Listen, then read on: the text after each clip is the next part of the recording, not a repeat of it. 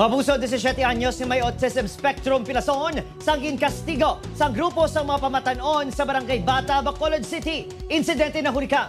Yaring balita matod gintutong ka.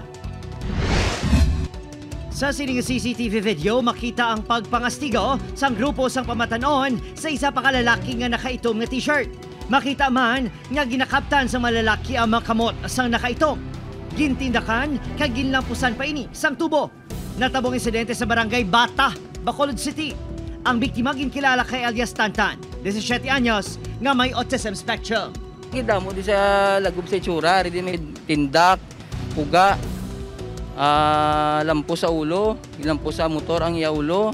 Tapos sobra 30 kasumbag siguro. Suno kay Tantan, sunlog siya sa grupo antes sa tabo ang pagpangkastigo.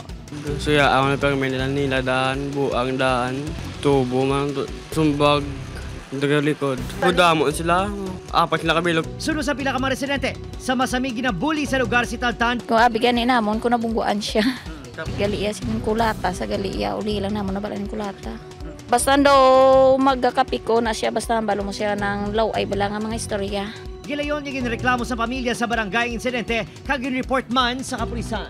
Natumod naman ang apat ka mga nagpangkastigo, duwa sa mga minor de edad, residente man sa lugar. So nag-offer man ng respondent diri kung anong ilang nga mga obligation, handa man sila sa pag-atubang, no?